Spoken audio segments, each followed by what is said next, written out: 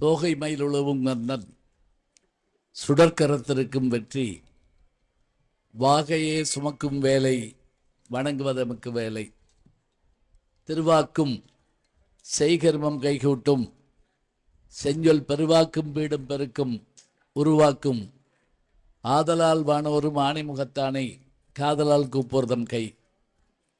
பேரன்பிற்கும் வணக்கத்திற்கும் மரியாதைக்கும் உரிய அருள்மிகு சங்கரநாராயண சுவாமி திருக்கோவில் ஆடி தபசு திருவிழா நிகழ்விலே என்னையும் ஒருவனாக அழைத்து பேசுவதற்கான நல்ல வாய்ப்பினை தந்து இந்த அருமையான சபையிலே எங்களை எல்லாம் வரவேற்று பெருமை சேர்த்திருக்கிற நண்பர் கிருஷ்ணசாமி அவர்களுக்கும் இந்த பெருமைமிகு திருக்கோயிலுடைய தக்கார் இணையாணையர் செல்வி தீசு ரோஜலிஸ் மாதா BA BL MS அவர்களுக்கும் துணை ஆணையர் திருமிகு வே சுரேஷ் அவர்களுக்கும் திருக்கோவிலைச் சேர்ந்த அத்தனை பெருமக்களுக்கும் என்னுடைய அன்பு பாராட்டை சொல்லி இன்றைய நல்ல நாளில் சங்கரங்கோயிலினுடைய பெருமைகளில் ஒன்றாக திகழ்கிற தாமரை கழகம், உண்மையிலேயே வெள்ளி விழா கண்ட கழகம்னு நினைக்கிறேன் நான். வெள்ளி விழா கண்ட இந்த தாமரை கழகத்தினுடைய சிறப்பு நிகழ்ச்சியாக இதனை நிறுவிய தெய்வ திரு வீரபாகு அவர்கள், இந்து சமய தமிழ் பேரவை மற்றும் தாமரை கழகம் இணைந்து நடத்துகின்ற ஆடி தபசு நிகழ்ச்சியிலே புத்தகத்தை இந்த தள்ளாத வயதிலும் அவர்கள் எழுதி அதை நான் வெளியிட அருமைக்குரிய நண்பர் திருமிகு முருகன் அவர்கள், முருகன் அருள் பெறத்தான் எல்லோரும் எல்லா இடங்களுக்கும் செல்வோம், இங்கே முருகனே எழுந்தள்ளியிருக்கிறார், நம்முடைய அவருடைய பாலிசிகளில் ஒன்று என்ன என்று கேட்டால் எல்லோரையும் மகிழ்விப்பது, எல்லோருக்கும் எல்லாம் வழங்குவது. அத்தகைய பெருமை மிகுந்த அவர் நூல் வெளியிட நான் பெற்றுக்கொண்டேன். நூலை எழுதிய ஆசிரியர் இங்கே அமர்ந்திருக்கிறார், அவருக்கு ஒரு நல்ல கைதட்டலை கொடுங்க. சுப்பிரமணிய பிள்ளை அவர்கள். அதே போல் இந்த புத்தகத்தை நான் பார்த்தபோது அதில் வருகிற அந்த செய்திகளெல்லாம் நிழலின் உயரம், ஏற்றால 10க்கும் மேற்பட்ட சிறுகதைகளை எழுதியிருக்கிறாரு. முதல் கதையை படித்த போது எனக்கு ஆச்சரியமாக இருந்தது. அந்த அவர் எடுக்க என்ன முடிவு எடுக்கலாம் அப்படின்னு நினைக்கிற போது அது விபரீதமான முடிவா இல்லையா என்பதை அந்த கதையை தொடங்குற போதே நமக்கு சொல்லி உள்ளே கூட்டிகிட்டு போகிற அருமை ஒரு நல்ல எழுத்தாளனுக்குரிய திறமையோடு இருக்கிறது.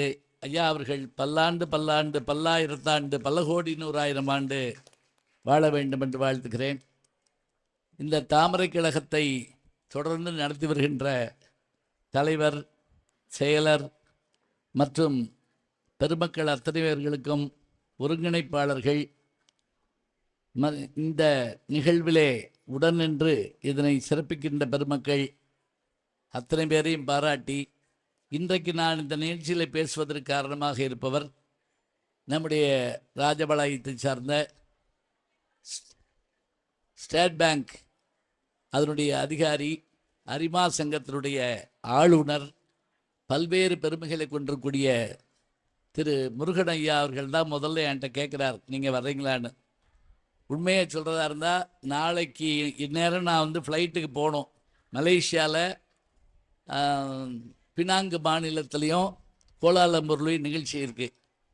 இருந்தாலும் அவர்கள் செய்கின்ற அந்த நல்ல காரியமெல்லாம் எனக்கு பெரிய மகிழ்ச்சியை தரும். ராஜபாளையத்தில் எந்த நிகழ்ச்சிக்கு நான் போனாலும் என் கூட 20 பேர் வந்திருந்தாலும் 20 பேருக்கு பரிசு வழங்கக்கூடிய ஒரு பெரிய பெருமைக்குரிய, நல்லா கைதட்டுங்க ஐயா. அடுத்த முறை நீங்கள் என்ன பண்ணுறீங்க, இங்கே வந்திருக்க எல்லாருக்கும் ஒரு சின்ன நினைவு பரிசு கொடுத்து அனுப்பிடுறீங்க. எல்லாருக்கும் ஒருத்தர் விடாமல். நாங்கள் எங்கள் நகைச்சுவை மன்றத்தில் செய்கிறோம். அது வந்தவருக்கு எதுவும் இல்லைங்கிற மாதிரி, கேட்டவருக்கு கேட்டபடி கண்ணன் வந்தான், கேள்வியிலே பதிலாக கண்ணன் வந்தான், தர்மம் என்னும் தேரெளியேறி கண்ணன் வந்தான் அப்படின்னு சொல்கிற மாதிரி கேட்டவருக்கு கேட்டபடி எல்லாத்தையும் தரக்கூடிய அந்த பெருமை மிகுந்த குணம். இப்போ பொருள் சேர்க்கறதுடைய தன்மை என்ன அப்படின்னா, திருவள்ளுவரே சொல்கிறாரு, எது மகிழ்ச்சின்னா பொருள் சேர்க்கறது இல்லையா. ஈத்துவக்கும் இன்பம் அரியார்குள் மானிடரை வைத்திலக்கும் மண்கணவர். இப்படி திருக்குறளை பற்றி பேசினா எந்திரிச்சு போயிடாதீங்க, இது ஒன்றும் புரியாது போல் இருக்கு அப்படின்னு. ஏன்னா நமக்கு இருக்கக்கூடிய ஒரு பெரிய சொத்து திருக்குறள். 2000 வருஷாச்சு எழுதி. கொடுக்கறது இன்பமா வாங்கிறது இன்பமா, இப்படி ஒரு பட்டிமன்றம் வைக்கிறாங்கன்னு வைங்க. என் நண்பர் சந்தனகுமாரையோ அல்லது என்னுடைய மாணவர் சங்கர்ராமையோ நடுவராக போட்டு அதில் பேச வச்சா கொடுப்பது இன்பம்னு பேசுவாங்களா, வாங்குவது இன்பம்னு பேசுவாங்களா? தீர்ப்பு என்ன சொல்லுவாங்க அப்படின்னா, திருவள்ளுவர் சொல்கிறாரு, ஏய் கொடுக்கறது தாண்டா இன்பம். ஏன் தெரியுமா? கொடுக்குறப்போ ஒரு இன்பம், அதை வாங்குறான்ல அவன் முகத்தில் ஏற்படுற இன்பத்தை பார்க்குற பாரு, அது ஒரு இன்பம் அப்படிங்கிறார். ஈத்து வக்கும் இன்பம்னா என்னன்னா, இப்போ கொடுக்குறப்ப இப்போ நீங்கள் பார்த்துருக்கலாம், இன்னைக்கு பிற்பகலில் நம்முடைய சந்திரகுமார் அவர்கள் தலைமையாசிரியராக இருக்கக்கூடிய இந்த ஊர் என்ன, வெண்டிலிங்கபுரத்து கோயில் பள்ளிக்கு நான் போயிருந்தேன். அவர் அநேகமாக அங்கே இருக்கக்கூடிய வேப்ப மரம் புளிய மரம் தவிர பாக்கி எல்லாத்துக்கும் பரிசு கொடுத்தாரு.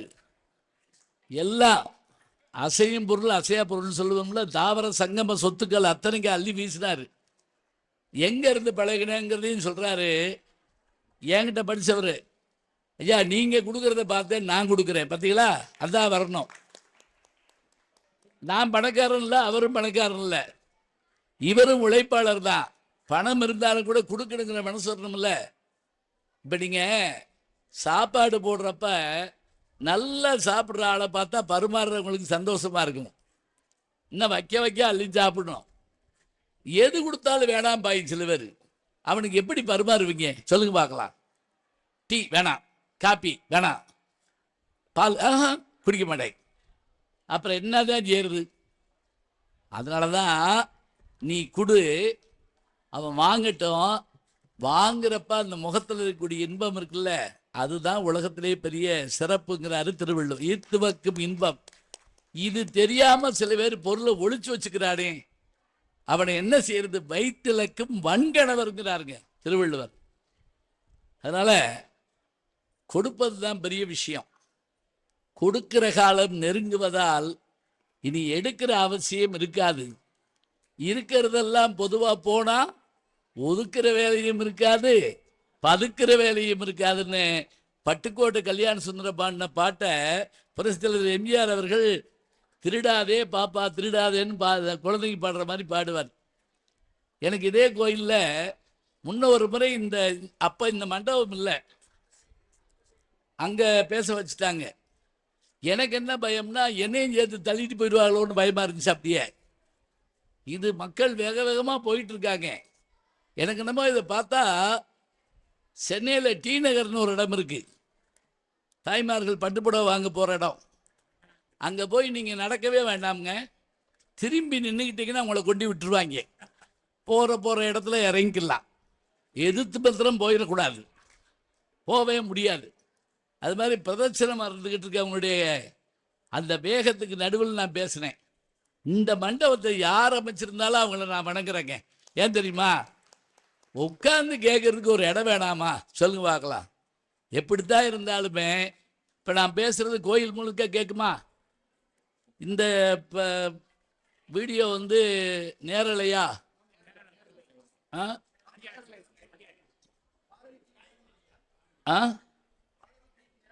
நேரலை பாரதி டிவி நேரலை பண்ணுது, பரவாயில்ல. நேரலைன்னா புரிஞ்சிருச்சு எனக்கு, அதுவே ஆச்சரியம். 4 நாளைக்கு முதல்ல ஒரு பட்டிமன்றத்தில் இப்படி வீடியோ எடுத்துக்கிட்டு இருந்தாங்க. அவர்கிட்ட நான் கேட்டேன், இது நேரலையா அப்படின்னு. ஒன்றும் நேரல, ஒன்றும் நேரல அப்படின்னாரு அவர். அவர் என்ன நினச்சிட்டாரு, என்னமோ நேந்திரி சாக்குன்னு நினச்சிட்டு ஒன்றும் நேரல, ஒன்றும் நேரலன்னாரு. நான் அப்புறம் சொன்னேன், ஐயா இது லைவான்னு கேட்டேன். அப்படி தமிழில் கேட்டு தொலைய வேண்டியதானே அப்படின்னாரு. பாருங்க, நேரலைன்னா புரியலை, லைவ்னா புரியுது. இது என்ன நேரலைங்கிறப்போ ஒரு வசதி என்ன தெரியுங்களா, எங்கேருந்தும் கேட்கலாம். கோயில் வாசலில் உட்காந்து கேட்கலாம், அந்த பகுதியில் உட்காந்து கேட்கலாம், வீட்டிலையே அநேகமாக. இந்நேரம் வேற இப்போ நாடகம் பார்க்காம இருந்தீங்கன்னா, நான் வர்றது 9:30 மேலே தான் வருவேன். ஒன்றும் கவலைப்படாதீங்க. சிங்கப்பெண்ணை சீரியலில் வருவேன், அங்கே போனாலும் நான் தான் வருவேன், இங்கே வந்தாலும் நான் தான் வருவேன். அதனால் உட்காந்து கேளுங்க. நல்ல செய்திகளை கேட்கறதுக்கு இப்படி ஒரு மண்டபத்தை கொடுத்து தொடர்ந்து நிகழ்ச்சிகள் நடந்துக்கிட்டே இருக்கு. இதுக்கு அடுத்து பட்டிமன்றம் இது இருக்கா, பரதநாட்டியம் இருக்கா, பரதநாட்டியம் இருக்கு. ஆமாம், வந்துட்டாங்களா எல்லாரும்? கொஞ்ச நேரம் அங்கேயே இருக்க சொல்லுங்கள். 8 மணிக்கு தானே? ஏன்னா நாங்கள் ஒரு தடவை பட்டிமன்றத்துக்கு போயிருந்தோம். எங்களுக்கு அடுத்து வள்ளி திருமண நாடகம். நாங்கள் பட்டிமன்றத்தை ரொம்ப உயிரை கொடுத்து பேசிக்கிட்டு இருக்கோம். நடுவில் அந்த வள்ளி வந்து லேசா அப்படின்ட்டு போச்சுல்ல, அவ்வளோதான், முடிஞ்சு போச்சு. முடி முடி முடின்னு கத்துறாங்க. வள்ளி வந்தாச்சு, உனக்கு என்ன வேலை அப்படின்னு சொல்லி. அதனால் அடுத்த நிகழ்ச்சியை நம்ம பார்த்துக்கிறோம். இப்போ இன்றைக்கு நம்முடைய அகிலமெல்லாம் காக்கின்ற அந்த அம்மனுடைய பெருமை. அம்மனை பற்றி பேசுறதுனா சாதாரணமா, அம்மை பாருங்களேன், நம்ம நாட்டில் கொடூரமான நோய்க்கு கூட அது அம்மைன்னு தான் பேர் வச்சான். அம்மா விளையாண்டுருக்கு அப்படிமா, தாய் அம்மா தான் விளையாண்டுருக்கா அப்படின்னு சொல்லுவாங்க. இந்த கோடை காலத்தில் ஏன் தெரியுமா நாம் வந்து மாரியம்மன், காளியம்மன் அது மாதிரியான தெய்வங்களை ஏன் வணங்குறோம் அப்படின்னு கேட்டால், இப்போதாங்க இந்த கோடைக்கு உரிய நோய்கள் ஏற்படும். அந்த வெப்பு நோய்கள்னு சொல்கிறோம்னா, திருஞான சம்பந்தர் தீர்த்து வச்சார்ல பாண்டிய மன்னனுக்கு, அது மாதிரியான வெப்பு நோய்கள் அம்மை ஏற்படும். கோமாரி என்கிற நோய் விலங்குகளுக்கு ஏற்படும். அது மாதிரி கோழி போன்ற பறவைகளுக்கு கொக்கு நோய் ஏற்படும். இதிலிருந்து தப்பிக்கத்தான் என்ன பண்ணுறோம்னா அம்மன்கிட்ட போகிறோம். அந்த அம்மனுடைய கிரீடத்தை நீங்கள் எப்பயாவது பார்த்துருக்கீங்களான்னு தெரில. இப்போ எனக்கு ஒரு கிரீடம் கொடுத்தாரு முருகன், இப்படி நான் தலையில் வச்சு பார்த்தீங்க நீங்கள். அம்மனுக்கு ஒரு கிரீடம் இருக்கும். பல இடங்களில் வெள்ளி கிரீடம், வைர கிரீடம், தங்க கிரீடம் உண்டு. சில இடத்துல அக்கினி மகுடம் இருக்குங்க, தெரியுமா? அக்கினி மகுடம்னா என்ன தெரியுமா? நெருப்பு ஜுவாலை எரியிற மாதிரி அதை அந்த தாய் தலையில் தாங்கிட்டு இருப்பாங்க. அந்த நெருப்பை அவ உள்வாங்குவாளாம். இப்போ நீங்கள் அந்த தீமிதி விழா, பூக்குழி இறங்குறது, இதெல்லாம் பார்த்தீங்கன்னா எப்படி அதில் ஓடியாடுறாங்க நமக்கே தெரியல. நான் சோழவந்தானூர் ஜனகி மாரியம்மன் கோவில் வேண்டுதலும் வழிபாடு பற்றி ஆராய்ச்சி பண்ணி பட்டம் வாங்கினேன், எம்பில் பட்டம் வாங்கினேன். அப்போ ஒரு நாள் அந்த பூக்குழி இறங்குறப்ப, நெருப்பில் இறங்குறப்ப அதை உட்கார்ந்து நான் என்ன பண்ணேன், பார்த்துக்கிட்டு இருந்தேன். ஒரு அம்மாங்க 2 கையில் அக்கினி சட்டி எடுத்துக்கிட்டு குறுக்க குழந்தைய போட்டு நெருப்பில் ஒடியாருதாங்க. நெருப்பில் ஒடியாருது. அப்படியே நடுக்கம் வருது நமக்கு.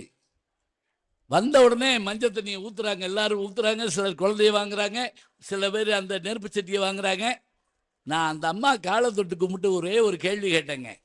அம்மா, நீங்கள் ஒடியாந்தது சரிம்மா, நெருப்பில் ஒடியாந்தது சரி, குழந்தைய போத்துக்கிட்டு ஓடியாரலாமா? அது மட்டும் இல்லை, எந்த தெய்வமும் இப்படி வர சொல்லி உங்களை கேட்கலையாம்மா, ஏமா வர்றீங்கன்னு கேட்டேன். அந்த மாதிரி என்ன சொல்லி தெரியுமா, இப்படி நல்லா உட்காந்துக்கிட்டு, இந்த பாருப்பா,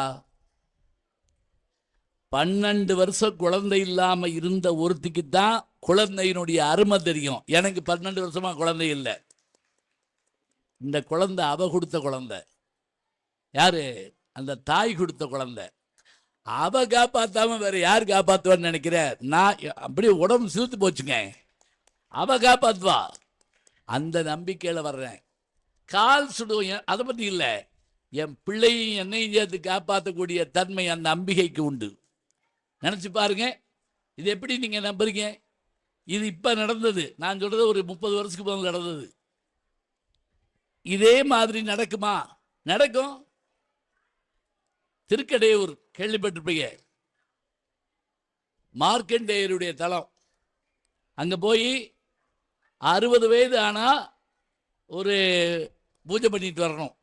ஏன்னா தமிழ் வருடங்கள் பிரபவ பிங்களன்னு தொடங்கி 60 ஆண்டு திரும்ப வந்துச்சுன்னா, ஒரு முறை ஒரு சுற்றி வந்துருச்சுன்னா, அது வரைக்கும் நம்ம இருந்தோம்னா கடவுளுக்கு நன்றி சொல்லணும். எனக்கு நான் 60க்கும் போனேன். ஏன்னா நான் பிறந்த வருஷம் மன்மத வருஷம். சும்மா சொல்கிறேன்னு நினைக்காதீங்க, உண்மையிலே மன்மத வருஷம். அது ஒரு ரவுண்டு வந்துருச்சு. அப்புறம் இப்போ என்னுடைய மகள் மருமகன் மகன் மருமகள் பேரம்பேத்தியெல்லாம் சேர்ந்து என்னுடைய எனக்கு என் மனைவிக்கும் 70வது பீமரத சாதனை நடத்தி வச்சாங்க. எங்கே திருக்கடையூரில் நடத்தி வச்சாங்க. எவ்வளோ தைரியமாக வயசை சொல்கிறேன் பாருங்க. சினிமாவில் நடித்தாலும் டிவியில் நடித்தாலும் கவலைப்படாமல் வயசை சொல்கிறேன். ஏன்னா எப்படி பார்த்தாலும் அப்பா வயசுக்கு தான் கூப்பிட போகிறாங்க. அதனால் ஒன்றும் கவலை இல்லை, இருக்கட்டும். இப்போ அந்த திருக்கடையூரில் நடந்த ஒரு நிகழ்வு உங்களுக்கு தெரிஞ்சது தான். சரபோஜி மன்னர் கோயிலுக்கு வர்றாருங்க. இன்றைக்கு அந்த கோவில் வந்து தருமபுர ஆதீனத்தினுடைய அந்த இதில் இருக்குது. தருமபுர ஆதீனம் 84 கோயில்களை அவங்க பராமரிக்கிறாங்க. அதில் ஒரு கோயில் திருக்கடையூர். அன்னைக்கு எனக்கு அந்த இது 70 நடந்தபோது, பீமரசு நடந்தபோது, திருமணத்திலிருந்து திரு சுவாமிகள் என்ன ஆசீர்வாதம் பண்ணி அனுப்பினாங்க தெரியுங்களா?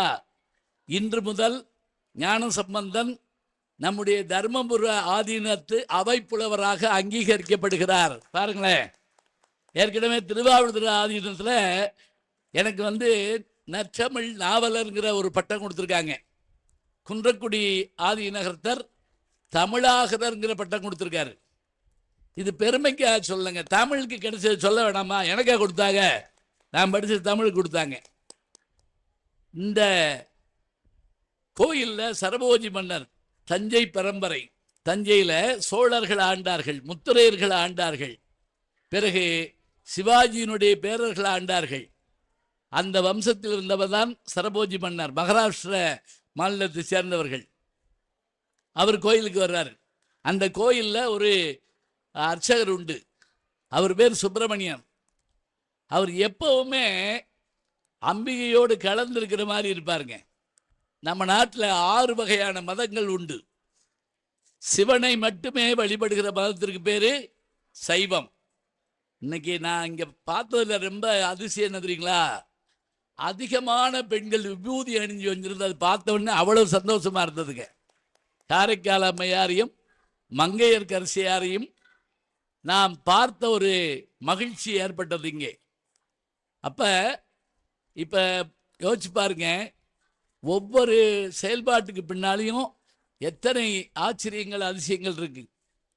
இந்த அம்பிகையை மனசுக்குள் நினைக்கிறப்ப அந்த அம்பிகையை மட்டும் வணங்கக்கூடிய ஒரு மதம் உண்டு, அதுக்கு பேர் சாக்தம்னு பேர்.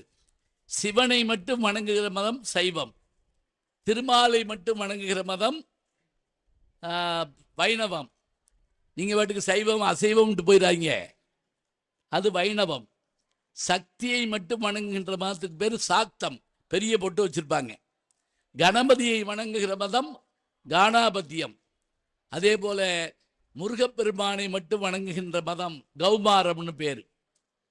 இவை தவிர நெருப்பை வணங்குகின்ற, சூரியனை அந்த சுடரை வணங்குகின்ற மதம் ஒன்று உண்டு, சௌரம்னு அதுக்கு பேர். 6 மதம்.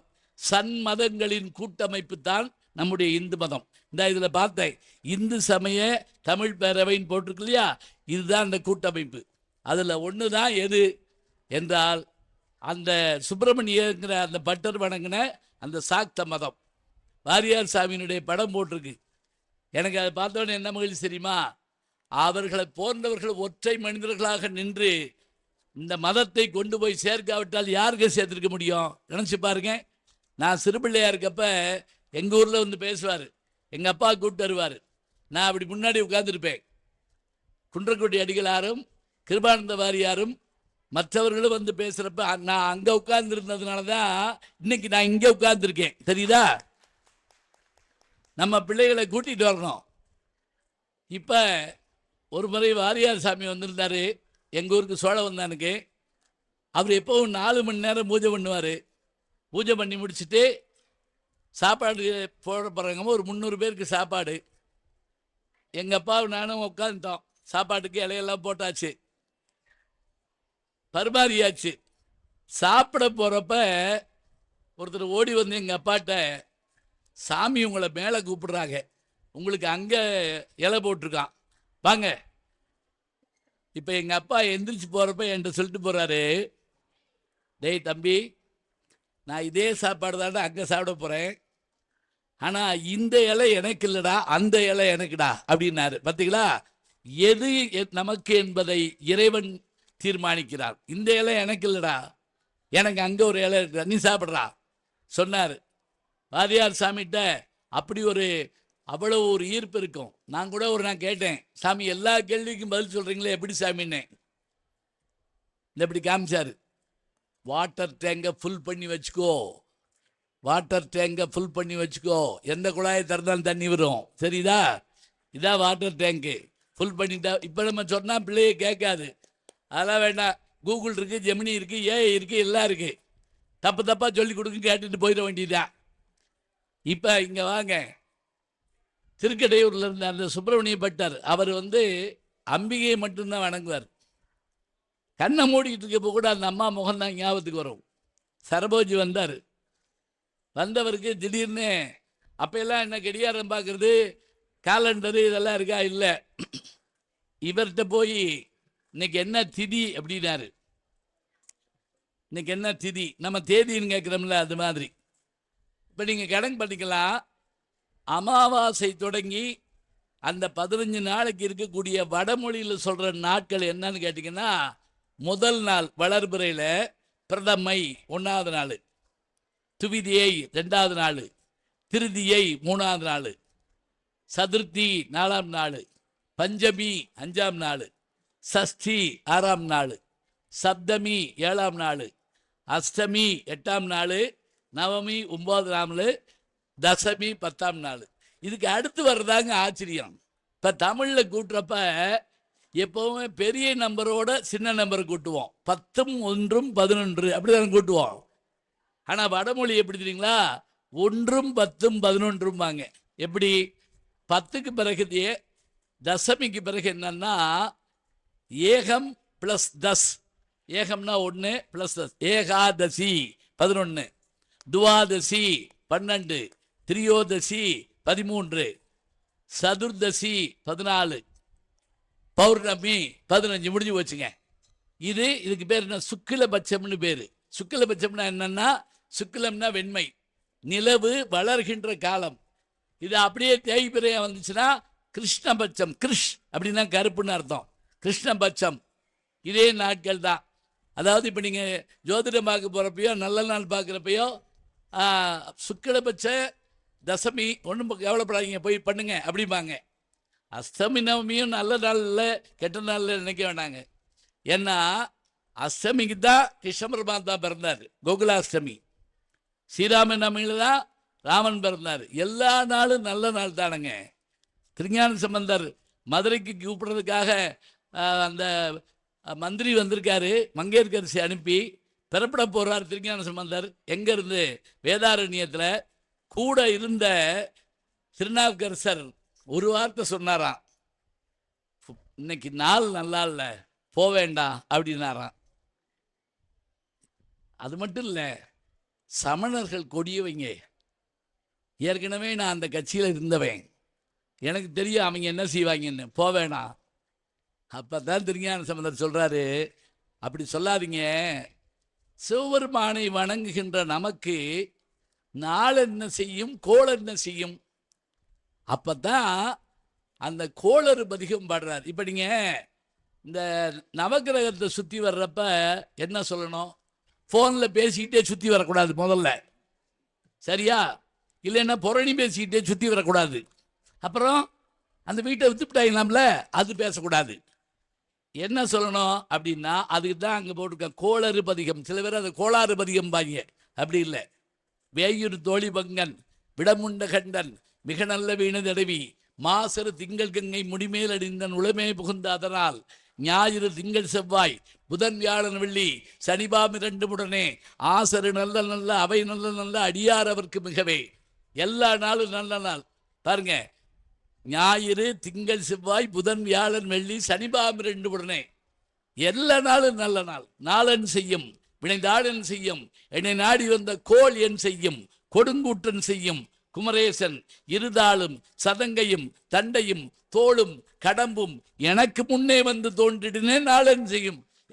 என்ன நாள் கெட்ட நாள்னு இருக்கு. திருஞான சம்பந்தர் கிளம்பினாருங்க, போய்தான் மதுரை ஜெயிச்சு வர்றாரு. இங்க இவர் வந்து கேட்கிறாரு என்ன திதின்னு கேட்கிறாரு. யார்கிட்ட கேட்டாரு? சுப்பிரமணிய பட்டர்கிட்ட. கேட்டவர் யாரு? சரபோஜி மன்னர். ஏன்னா அப்பப்போ நீங்க மறந்து போயிடக்கூடாது, நான் வேற பக்கம் போனேன் நீங்களும் வேற பக்கம் போயிடக்கூடாது, என்ன சொன்னோம்னு தெரியாம. அவர் அம்பிகையின் முகத்தில் நினைச்சுக்கிட்டே இருந்ததுனால இன்னைக்கு அமாவாசை அப்படின்னாரு. அமாவாசை பௌர்ணமின்னாரு. இன்னைக்கு பௌர்ணமி, உண்மையில நீங்க அமாவாசை, இன்னைக்கு பௌர்ணமின்னு இருக்காரு. ஏன் பௌர்ணமின்னு சொன்னார்னா இவருக்கு கண்ணில் தெரிஞ்சதெல்லாம் என்னன்னா அந்த அம்மாவுடைய முகம். யாரு? அம்பிகையினுடைய முகம் எப்பவும் பூரண நிலவு போல இருக்கும் பௌர்ணமி. இன்னைக்கு திடீர் என்னன்னு கேட்டவர் சரபோஜி. பௌர்ணமி. இவருக்கு சந்தேகம், பௌர்ணமி அன்னைக்கு பக்கத்தால் கூப்பிட்டுருந்தேன் பௌர்ணமிங்கிறாரு. இல்லை இன்னைக்கு அமாவாசை தான். அப்படியா? ஒருவேளை நம்மளை கேலி பண்ணுறாப்புலையோ அப்படின்ட்டு. பௌர்ணமின்னு சொல்கிறீங்களே, நிலவு வருமா? யார்? சரபோஜி கேட்குறாரு. வரும். நல்லா யோசிச்சு சொல்லுங்க. இன்னைக்கு அமாவாசைன்னு எனக்கு தெரியும், ஆனால் நீங்கள் பௌர்ணமின்னு சொல்கிறீங்க, முழு நிலவு வருமா? மன்னர் கேட்குறாரு. வரும்டா போடா அப்படின்ட்டாப்புல ஒரே வார்த்தை. சில பேர் கொஞ்ச நேரம் தான் மரியாதையை பேசுவாங்க, அப்புறம் அதுக்கு மேலே ஒன்றும் நடக்காது. உடனே இவருக்கு வந்துச்சு கோபம். நிலவு மட்டும் வராமல் இருக்கட்டும், நீ என்ன ஆவா என்று யோசிச்சுக்கோள் சொல்லிட்டு போயிட்டாரு. அதுக்குள்ளே ஓடியார்ந்து அவரை உழுப்பி கிழிப்பி சரி பண்ணி, ஐயா என்னையா சொல்கிற, ராஜா வந்துட்டு போயிட்டாரு, இன்னைக்கு என்ன நீ பாட்டுக்கு இப்படி சொல்லிவிட்டியேன்னு. ஐயோ நான் அப்படியா சொன்னேன், எனக்கு தெரியாதே. ஏன் தெரியுமா? தனக்குள்ள மட்டும் இல்லைங்க, அம்பிகைக்குள்ளே போயிட்டா வேற ஒன்றும் தோணாது. மனசுக்குள்ளே அப்படியான ஒன்று எண்ணம். அப்படி ஒருத்தர் இருந்தாரா? தமிழ்நாட்டில் சொல்கிறோம்ல, ராமகிருஷ்ண பரமஹம்சர் இருந்தார். கண்ணுக்கு தெரிகிற வரைக்கும் தன்னை வருத்தியா தெய்வத்தை பார்த்து விடாது. மூக்கை உரசிக்கிட்டே இருப்பாராங்க சரியில்லை, ரத்தம் கொட்டுமா, நீ வந்தா தான் நிப்பாட்டுவே அப்படி பாரா. இப்போ ஐயோ நான் சொல்லிட்டேனே என்ன பண்ணுறது, அதுக்குள்ளே ஆளுங்க வந்துட்டாங்க அரபணையிலிருந்து. எதுக்கு? நிலவு வரலைன்னா நெருப்பை மூட்டு, அதில் ஊஞ்சலை கட்டு, இந்த ஆளை நிப்பாட்டு, வரலைன்னா எரிச்சுவிடு. அப்போ எல்லாம் எப்படி தெரியுங்களா? விசாரணை, வழக்கு, ஒத்திவைப்பு, வாய்தா அதெல்லாம் கிடையாது. ஒரே விஷயம்னா சிரமறுத்தல் வேந்தனுக்கு பொழுதுபோக்கும் சிறிய கதை, நமக்கெல்லாம் உயிரின் வாதை. அவன் ஒரு சின்ன தப்பு பண்ணிட்டான், தலையை வெட்டிடு, தலையை வெட்டிடு, முடிய வெட்டிடு, இல்லை தலையை வெட்டிடு, அவ்வளோதான். இப்போ என்ன பண்ணுறது? நேர போனார் சுப்பிரமணிய பட்டர். யார்கிட்ட? அம்பிகைகிட்ட, அபிராமி அம்பிகைகிட்ட போனார். ஓ முகத்தை தாரடி நினச்சிக்கிட்டு இருந்தேன், நான் நினச்சது ஓ முகத்தை தானே, யார் வந்தான்னு எனக்கு எப்படி தெரியும்? நான் பாட்டுக்கு சொல்லிவிட்டானே, பெண்ணை செய்கிறது சொல்லிட்டு சரி நீ இருக்க அங்கே. நீங்கள் ஆதிபராசக்தி படம் பார்த்துருப்பீங்க, அந்த நெருப்பு ஊஞ்சல் கீழே தீ எரியுது. இப்போ ஆரம்பிக்கிறார். சொல்லடி அபிராமி, வானில் சுடர் வருமோ எனக்கு இடர் வருமோ? இடர்னு என்ன? துன்பம். நில்லடி முன்னாலே, முழு நிலவினை காட்டு உன் கண்ணாலே, காட்டு எனக்கு. எல்லாரும் உட்காந்து பார்த்துக்கிட்டு இருக்காங்க, நல்லா வருதா வருதான்னு சொல்லிட்டு. அமாவாசைக்கு எப்படி நல்லா வரும்? வராது. இப்போ நேரம் ஆகிக்கிட்டே இருக்கு, ஒவ்வொரு இதாக அறுத்துக்கிட்டே இருக்காங்க. ஊஞ்சல் வந்து இதில் வந்து விழுக போகுது நெருப்பில். இனி வரமாட்டாளோங்கிற ஒரு பயம் வந்தபோது இவருடைய பாட்டில் வேகம் அதிகமாகுது. அப்படி அதிகமாகிறத நீங்கள் எப்படி பார்க்கலான்னு சொன்னால், அதே ஆதிபராசக்தியில் அந்த அபிராமி அந்தாதி பாட்டோட சேர்த்து அவர் என்ன பண்ணியிருப்பார்னா, குற்றால குறவஞ்சிலிருந்து அந்த வரி எடுத்து போட்டிருப்பார். இது வரைக்கும் அந்த பாடிக்கிட்டு இருந்த விஷயம், அம்பிகை வல்லையோங்கிற ஒரு எண்ணம் வந்த உடனே ஆகாயத்தில் அம்பிகை தோன்றுவா, தன்னுடைய குண்டலத்தில் ஒன்றை எடுத்து அப்படி ஆகாயத்தில் எறிவா. அப்படி எரிஞ்ச உடனே இன்னைக்கு நம்ம செயற்கை கோள் மாதிரி ஒரு நிலவே தோன்றிடுச்சுங்க. அப்பதான் என்ன பண்றாங்க, இந்த வேகத்தை சொல்றதுக்காக செங்கையில் வண்டு கலிங்களில் நின்று ஜெயம் ஜெயம் என்றாட இரு கொங்க கெடும்பகை வென்றனம் என்று குலைந்து குலைந்தாடன்னு சொல்லி அந்த பாட்டை, ஏன்னா அது வரைக்கும் எழுதுன கண்ணதாசன் இந்த இடத்துல ஸ்பீடு வேணுங்கிறப்ப நம்மளை காட்டில் எழுதுன அந்த இவருடைய பாட்டை கொண்டு வந்து அதில் சேர்க்கிறாருங்க. அந்த நிலவு பார்த்த உடனே அரசன் ஓடி வந்து அவர் காலில் விழுகிறான். காலில் விழுந்து உங்களுடைய பக்தியை தெரிஞ்சுக்கிறான். பித்தர்களாக நடப்போமுங்க பல பேரை. அந்த பித்தனுக்கு அருளிய பெருமை யாருக்கு உண்டு என்றால் நம்முடைய அம்பிகைக்கு உண்டு. அதானே உண்டு. ஏன்னா எனக்கு வேற யாரும் இல்லை, நீ தான் இருக்கிற. ராமகிருஷ்ண பரமஹம்சர் சொல்லுவார், சில நேரங்களில் அம்மா பிள்ளையை அடிச்சுவிட்டா அந்த அடி வாங்கின பிள்ளை ஓடாதுங்க, திருப்பி அம்மா காலத்தை கட்டி பிடிச்சிக்கிறோம். நீ எனக்கு சோதனை கொடுத்தாப்புல நான் வேற பக்கம் போயிடுவேனா, திருப்பி உன் காலத்தை தான் நான் கட்டி பிடிச்சிக்கிட்டு அழுவேன். அதுதாங்க உண்மையான பக்திக்கு ஒரு எடுத்துக்காட்டு. எனக்கு ஒரு அனுபவத்தை நான் சொல்கிறேன் கேளுங்க. நான் கல்லூரியில் படிக்கிற காலத்தில், இவரில் என்கிட்ட படிக்கிற காலம் பின்னாடி, நான் கல்லூரியில் படிக்கிற காலத்தில் இரவு ஊருக்கு போகிறதுக்குள்ள, சோழவந்தானுக்கு போகிறதுக்குள்ள மீனாட்சி அம்மன் கோயிலுக்கு போவேன். 9 மணிக்கு தர்ம தரிசனம் உண்டு, பள்ளியறை பூஜைக்கு முன்னாடி. யார் வேணாலும் கிட்ட வரைக்கும் போகலாம். இப்பெல்லாம் அப்படி இல்லை. இப்போ நீங்கள் ஒவ்வொரு வாசல்லையும் செக்கப்பை பார்த்தீங்கன்னா, வழக்கமாக பரமசிவன் தான் நம்மளை சோதிப்பாருங்க. மின்சாரம் போச்சு. அது எனக்கு என்ன ஆச்சரியம்னா, தண்ணியில் இருந்தால் மின்சாரம் எடுக்கிறாங்க, ஆனால் மழை பெஞ்சா மின்சாரம் போயிடுது. அது என்னன்னு தெரியல, அம்மாட்டியே போயிரும் போல் இருக்கு. கரண்ட் இல்லைங்க, ஜென்ரேட்டர் இல்லாத காலம், பெருசாக இல்லை அப்பெல்லாம். அப்போ அந்த கோயில் முழுக்க தீவெட்டி பொறுத்து வைக்கிறாங்க. எனக்கு என்னமோ பாண்டியர் காலத்தில் இருந்த மாதிரி இருந்துச்சு. இப்போ அந்த கருவறைக்கு முன்னாடி, மீனாட்சிக்கு முன்னாடி நான் நின்றுக்கிட்டு இருந்தேன். சீர்காழி கோவிந்தராஜன் வந்தாருங்க. அப்போ அவர் உயிரோடு இருக்கிறாரு. வந்தார். வந்த உடனே விபூதி பிரசாதம்லாம் கொடுத்தாங்க. ஒரு பாட்டு பாடணும்னு கேட்டாங்க. உடனே அவர் அந்த இடுப்பில் அந்த இதை கட்டிக்கிட்டு, இரவு நேரம் மழை பெஞ்சு மின்சாரம் போயிடுச்சு, தீவெட்டி வெளிச்சத்தில் இருக்குது, எங்கும் நிசப்தம், கணீருங்கிற குரலில் பாடுறார். சீர்காழியருடைய குரல் உங்களுக்கு தெரியும். கணீருங்கிற குரலில் பாடுறாரு. என்ன பாட்டு பாடினா தெரியுங்களா? குமரகுருபருடைய வருகை பருவத்திலிருந்து ஒரு பாட்டு பாடுறாரு. பிள்ளைத்தமிழில் 10 பாடல்கள் கொண்டது, 10 பருவம். ஒவ்வொரு பாட்டுக்கு ஒவ்வொரு பருவத்துக்கும் 10 பாட்டு. அதில் குழந்தை நடக்கிறப்ப அந்த குழந்தை எந்திரிச்சு நடக்க ஆரம்பிக்கிறப்பா, வா வா வா ஒடியா ஒடியா ஒடியா அப்படிமோ, அது மெதுவாக வரும் இல்லையா, அதுக்கு பாட்டு பாடுறது. பாடுறாருங்க அப்படியே. தொடுக்கும் கடவுள் பழம்பாடல் தொடகின் பேனை, நரைபழுத்த துரைத்தீன் தமிழின் ஒழுகுணரும் சுவையே, அகந்தை கிழங்கை அகழ்ந்தெடுத்து தொழும்பொருள கோயிற்கேற்றும் விளக்கே, வளர்சிமைய இமயப்பருப்பில் விளையாடும் இளமன்பிடியை, எருதிரங்கம் உடுக்கும் மௌனம் கடந்து நின்ற ஒருவன் திருவிழத்தில் அழகு ஒழுக எதிர்பார்த்திருக்கும் உயிரோவியமே, மதுகரும்பாய் மடுக்கும் குளர்காடு என்னும் இளவஞ்சி கொடியே வருகவே, மலையத்தோசன் பெற்றவர் வாழ்வே வருகவே. இந்த பாட்டை அவர் பாடின உடனே அப்படியே கரகரன்னு கண்ணீர் வருதுங்க அவருக்கு. கேட்டுக்கிட்டு இருக்க மற்றவங்களும் கண்ணீர் விடுறாங்க. எனக்கும் அப்போ நான் காலேஜில் படிக்கிற வயசா என்னன்னு தெரில, உடம்புலாம் ஒரு மாதிரி சிலுக்குது. மொழி தெரியாத 2 பேர் நின்றுட்டு இருந்தாங்க, இந்திக்காரவங்க. அவங்க கண்ணுலேயும் கண்ணீர் வருதுங்க. நான் அப்போ தான் ஒரு விஷயம் யோசித்தேன். இந்த பாட்டு எப்போ பாடப்பட்டது உங்களுக்கு தெரியுமா? திருமலை மன்னர் குமரகுருபரை கூப்பிட்டு பிள்ளைத்தமிழ் பாட சொல்கிறாரு.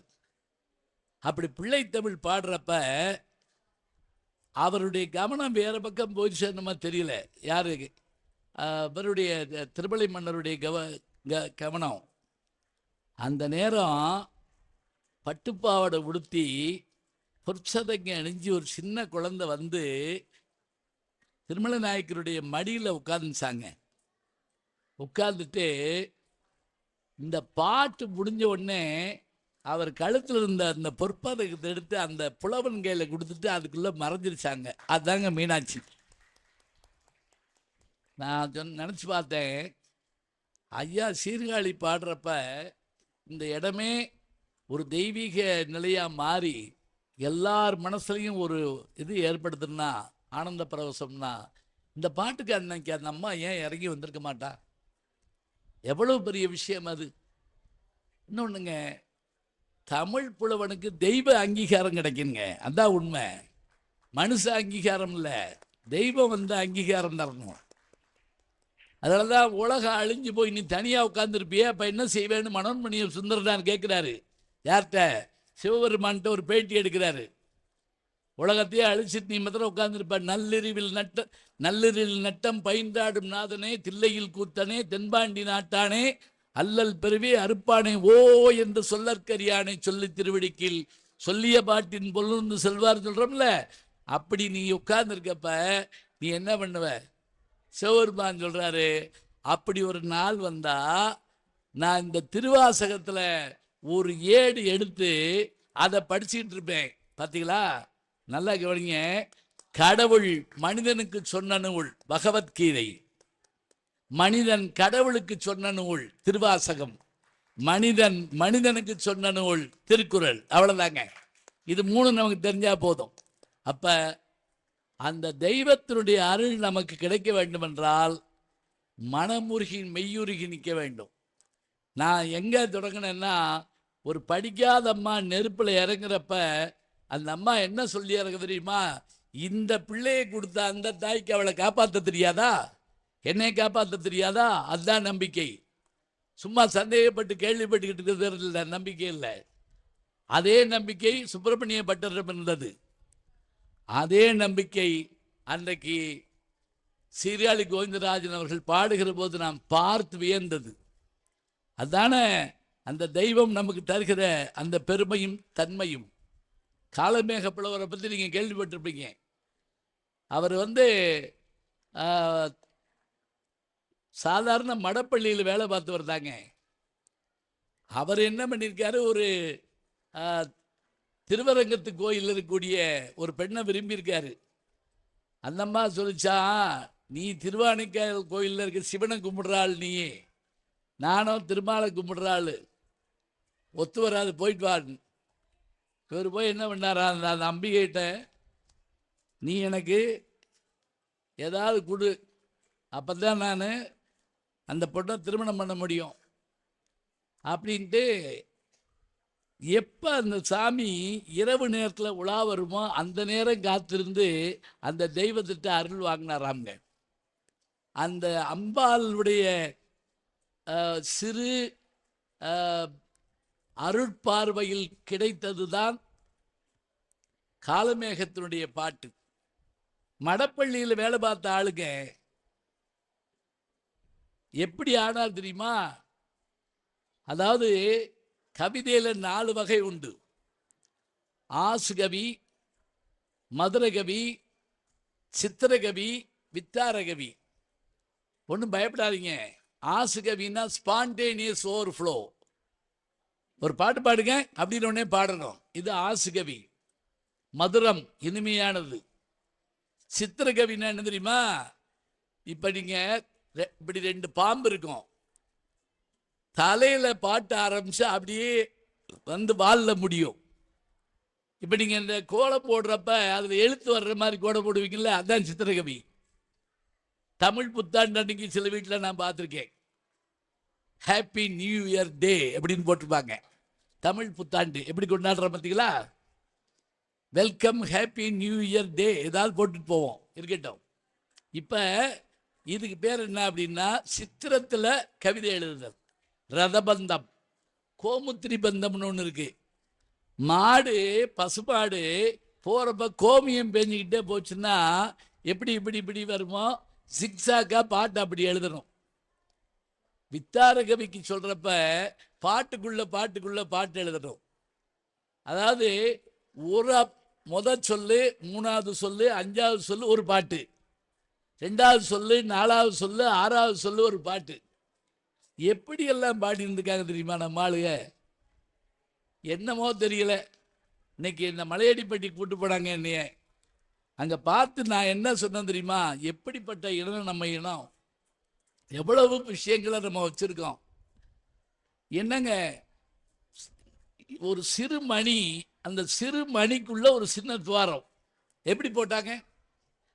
நீங்க மறக்காம மதுரைக்கு வந்தீங்கன்னா மீனாட்சி அம்மன் கோயிலில் அந்த ஆயிரங்கால் மண்டபத்தில் ஒரு ஆச்சரியம் இருக்கு. என்ன ஒருத்தர் ஒரு பெரியவர் கூட்டு போனாருங்க.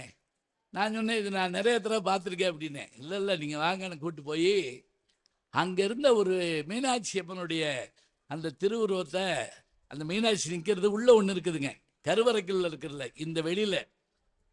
இதை பார்த்துருக்கலான்னு பல தடவை பார்த்துருக்கேன். பல தடவை பார்த்துருக்கலாம், இப்போ நான் சொல்கிறத பாருங்க அப்படின்ட்டு பைக்குள்ளேருந்து சின்ன ஈர்க்க குச்சி எடுத்தாருங்க. சின்ன ஈர்க்க குச்சி எடுத்து அந்த அம்பிகையினுடைய மூக்கு பகுதியில் அப்படின்ட்டு அந்த குச்சியை உள்ளே விட்டு அப்படி திருகிடாருங்க. உள்ளே போகுதுங்க. காதில் திருகாணி வைப்போம்ல, காதில் பெண்களுக்கு தெரியும்ல. ஆனால் இப்போ அதெல்லாம் இருக்க நம்ம இப்போ பூரா ஸ்டட்டுன்னு ஒரு அமுக்கின்னு வந்துருச்சு. அப்படின்னா டப்புன்னு பிடிச்சிக்கணும், கிளிப்பு மாதிரி. அப்போ என்ன தெரியுங்களா, அந்த அந்த மூக்கில் அப்படி இது பண்ணி அப்படி உள்ளே இறக்குனா அப்படி உள்ளே போகுதுங்க. நான் அப்படியே நடுங்கி போனேன். இது எதை வச்சு ட்ரில் பண்ணியிருப்பாங்க? ஏன் இங்கே நீங்கள் பிறகு கிருஷ்ணாபுரம்னு ஒரு ஊர் இருக்குது. எங்கன்னு கேட்டால் திருநெல்வேலியிலேருந்து ஒரு 3 கிலோமீட்டரில் அங்கே ஒரு மன்மதன் ரதி சிலை இருக்குதுங்க. அந்த மன்மதன் கையில் கரும்பு வில் இருக்குல்ல, அந்த கரும்பு வில்ல ஒரு ஆச்சரியம்னா அதை நம்மளால் உடச்சு விட்டாங்க, அது வேற விஷயம். அதில் என்ன ஆச்சரியம்னா 6 அடி உயரம் இருக்குது, ஒரே கல்லில் செஞ்சது. இந்த கரும்புக்கு மேல் பக்கத்தில் ஒரு மிளகளவு சின்ன துவாரம் இருக்குதுங்க. என் கூட வந்த ஒருத்தர் என்ன பண்ணாருன்னா, இந்த பாருக்கு இதில் ஆச்சரியத்தை அப்படின்னு சொல்லி ஒரு சின்ன கடுகு அளவு ஒரு கல் எடுத்து அதில் போட்டால் உள்ள ஓடி வந்து கீழே விழுகுதுங்க. 6 அடி உயர கல்லுக்குள்ளே ட்ரில் பண்ணியிருக்கான். இது எப்படின்னு சொல்லிட்டு நானும் எங்கள் பேராசிரியர் பரமசிவம் ஐயா 2 பேரும் போய் அங்கேருந்த ஒரு இவர்கிட்ட கேட்டோம், ஒரு பெரியவர்கிட்ட. அவர் 95 வயசு இருக்கான். இது எப்படிங்க இந்த ஓட்டை போட்டிருப்பாங்க? அது வந்து கிருஷ்ணப்ப நாயக்கர் காலத்தில் அந்த கோயில் கட்டப்பட்டது. இலங்கையை ஜெயிச்சுட்டு வர்றப்ப ஞாபகார்த்தமாக அந்த கோயிலை கட்டிருக்காங்க. அநேகமாக 16ஆம் நூற்றாண்டாக இருக்கலாம். இப்போ இது எப்படி இந்த ஓட்டை போட்டாங்கன்னு கேட்டவுடனே அவர் சொல்கிறாருங்க, எங்கள் தாத்தா சொன்னார், அவருக்கே 95 வயசு. எங்கள் தாத்தா சொன்னார், மேலே சின்னதாக ஆணியில் சுரண்டிட்டு தினம் தேன் வைப்பாங்களாங்க. தேனும் கல்கண்டு வைப்பாங்களாம். எறும்பு ஊறி ஊறி ஊறி உள்ள போய் எறும்பு ஊற ஊற கல்லும் தேயும். அது போய் பாருங்க, அங்கே இருக்கு. எப்படியான விஷயம், எப்படி நம்ம என்ன செய்யறோம்? இதெல்லாம் என்னைக்கு போய் பார்த்தோம் சொல்லுங்க பார்ப்போம். பெரும்பாலும் பொங்கலை வாங்கி தின்னுட்டு தூண்டை தடவிட்டு அப்படியே கிளம்பிடுவோம், அவ்வளோதான். கல்லும் கதை சொல்லும், கல்லிலே கலைவண்ணம் கண்டான்னா அப்படியான ஒரு தன்மை இருக்கணும். அதுதான் அந்த தெய்வத்துக்குரிய அழகு. அம்பிகை எல்லா இடங்களிலும் இருக்கக்கூடிய அந்த ஜெகன்மாதா ஒவ்வொரு உயிரும் வேதனைப்படுகிற போது அந்த வேதனையை போக்குவாள். கண்ணப்ப நாயனார் முதல் கண்ணை தோண்டி வச்சுட்டாருங்க. 2வது கண்ணை தோண்ட போறப்ப நில்லு கண்ணப்பன்னு ஒரு கரம் வந்து தடுக்குதுன்னு சொன்னா, அந்த தடுத்த கரம் ஆண்கரமா மாதுகரமாகிய அம்பிகை கரமான அம்பிகையினுடைய கரம் தானே ஒரே ஆசிரியர்கள் எழுதுறாங்க. ஏன்னா கஷ்டப்படுறத பெண்கள் பார்க்க மாட்டாங்களாம். ஒன்றும் இல்லை, பிச்சைக்காரன் வந்து நம்ம வீட்டில் சோறு எப்படி கேட்குறான்? அம்மா நம்மளை கேட்டுக்கான, அப்பா பெரியப்பா இட்லி போடு இல்லையே.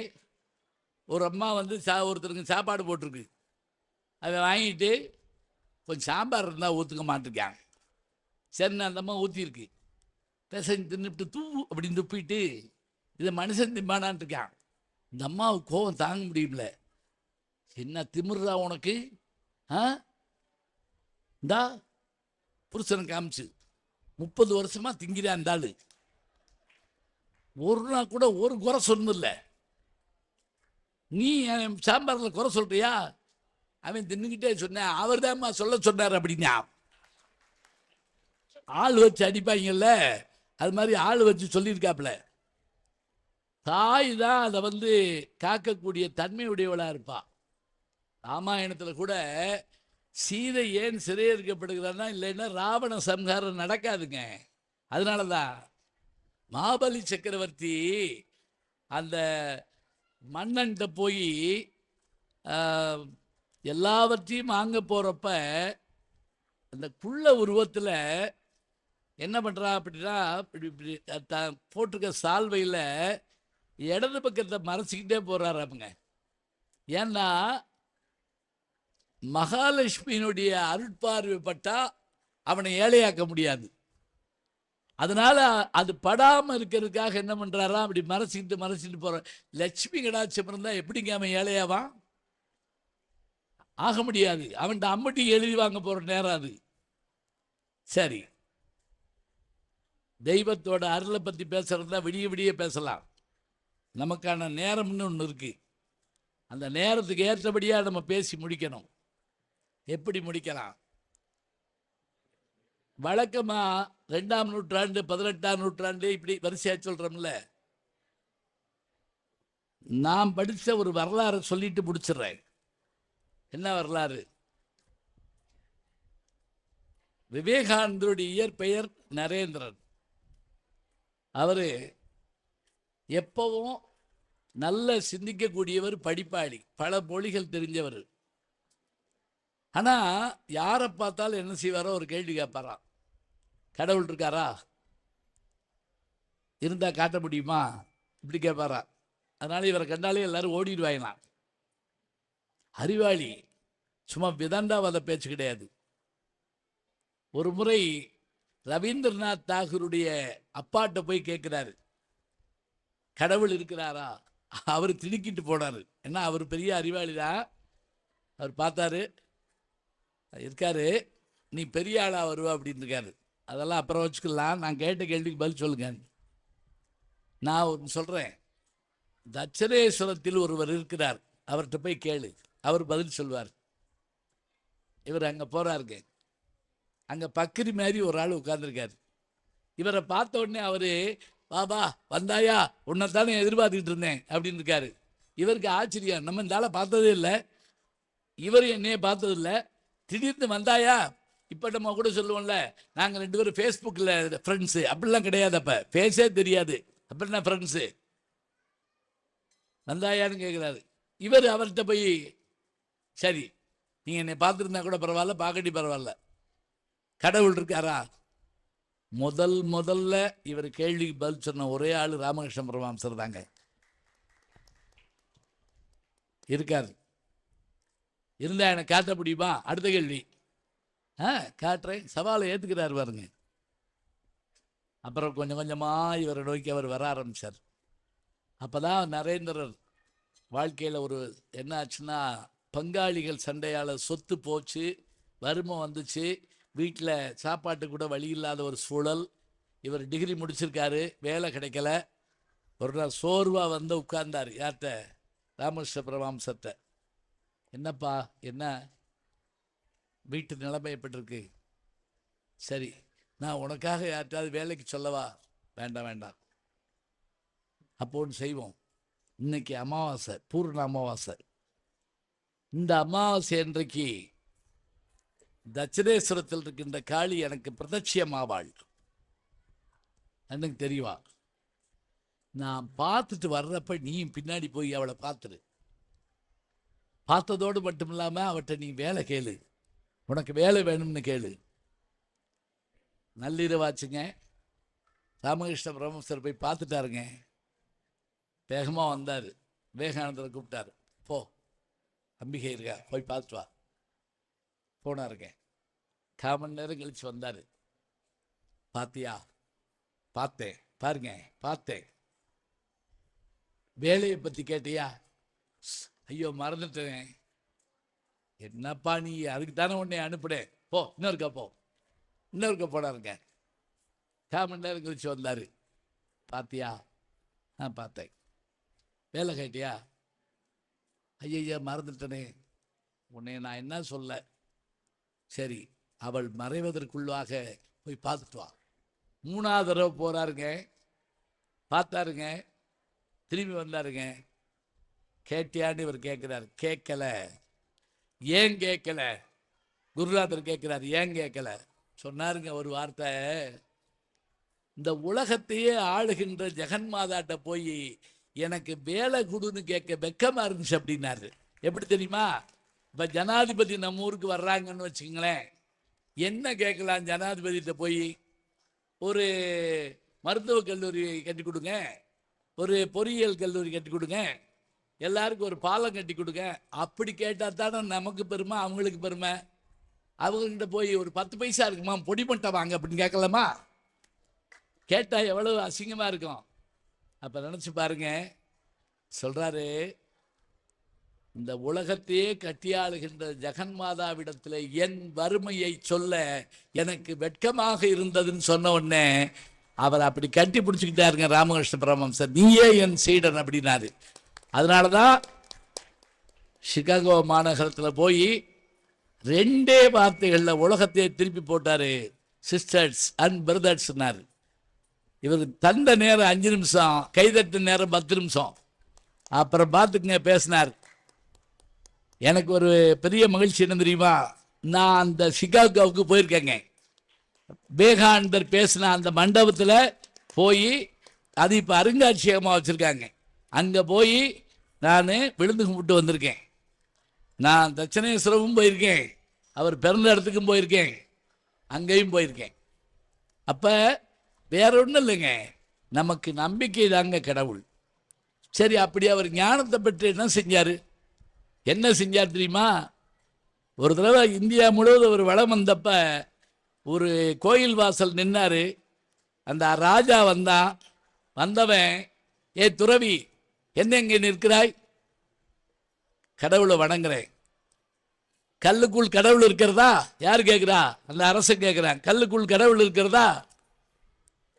ஒன்றும் சொல்லலை விவேகானந்தர். இதற்கான விடையை நாளை உமது அரண்மனையில் வந்து சொல்லலாமா? சொல்லு. எங்கே ஓடி போயிடுவா அப்படிங்கிற மாதிரி சொல்லு.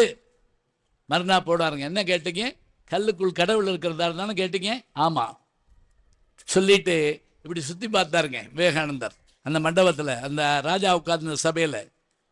இங்கே ராஜாவுடைய தாத்தா படம், அப்பா படம், இப்படி எல்லார் படமும் இருக்குது. அரசனுடைய படம் அங்கே இருந்திருக்கு. மந்திரியை கூப்பிட்டார். மந்திரி எந்திரி, அந்த படத்தை எடு அப்படின்னாரு. உடனே அந்த படத்தை எடுத்து கொடுத்தாங்க. விவேகானந்தர் மந்திரி கையில் கொடுத்து, அது மூஞ்சியில் காரி துப்பி கீழே போட்டு மிதி அப்படின்னாரு. மந்திரி நடுங்கி போனான். நம்மளை கொல்லத்தே வந்திருக்காமே. ராஜா படத்தில் காரி துப்புனா யானை காலில் வச்சு மூஞ்சியில் மிஞ்சி விடுவாங்க. ஏன் தயங்குற?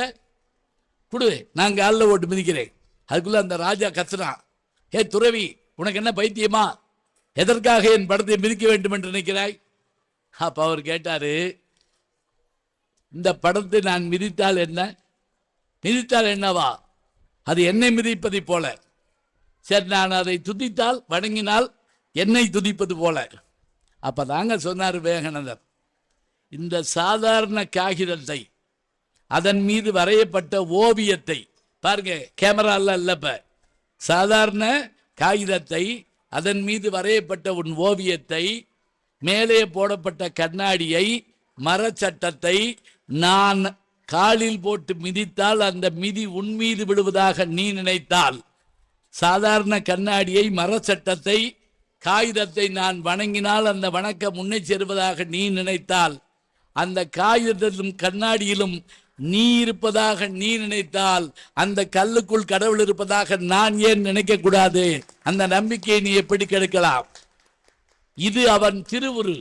இவன் அவனவே எங்களை ஆண்டு கொண்டு இங்கெழுந்தருளும் என்று மாணிக்க வாசகர் சொல்றாரு. இது அவனுடைய திருவுருங்கிறார். அதனால நம்முடைய நம்பிக்கைகளை நாம் யாரிடத்தில் சொல்லுவோம்?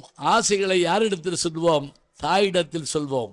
அப்பாட்ட சொல்ல மாட்டோம், இல்லை, அம்மா வழியா சொல்லுவோம். அதுபோல அன்னை நமக்கு உலகத்தை ஆணுகின்ற ஜெகன்மாதா, அகிலமெல்லாம் இருக்கின்ற அந்த நாயகி நமக்கு எல்லா வகையான நன்மைகளையும் தருவாள் என்கின்ற நம்பிக்கை நமக்கு எப்போதும் உண்டு. இந்த அருமையான அருள்மிகு சங்கரநாராயண சுவாமி திருக்கோயிலே ஆடி தபசிலே அம்பிகை செய்கின்ற தவத்திலே நமக்கும் பங்கு கிடைக்கும் என்ற நம்பிக்கையிலே நாம் வந்திருக்கிறோம். அம்பிகை தன் தவத்தால் நமக்கு வரம் தருவாள். அதனை பெற்று எல்லா வகையான நன்மையையும் பெற்றுக்கொள்ளலாம். அனைவருக்கும் நன்றி, வணக்கம். நாளும் நல்ல தமிழ் கேட்க முனைவர் ஞானசம்பந்தம் அவர்களின் கேளுங்கள். கண்டிப்பாக கேளுங்க. நான் கேட்டுட்டு இருக்கேன். நம்முடைய ஜி ஞானசம்பந்தன் யூடியூப் சேனலை தொடர்ந்து எக்ஸலம், இன்ஸ்டாகிராம், ஃபேஸ்புக், வாட்ஸ்அப் என்று அனைத்து தளங்களிலும் நாம் இயங்கிக் கொண்டிருக்கின்றோம். நீங்களும் எங்களோடு வாருங்கள்.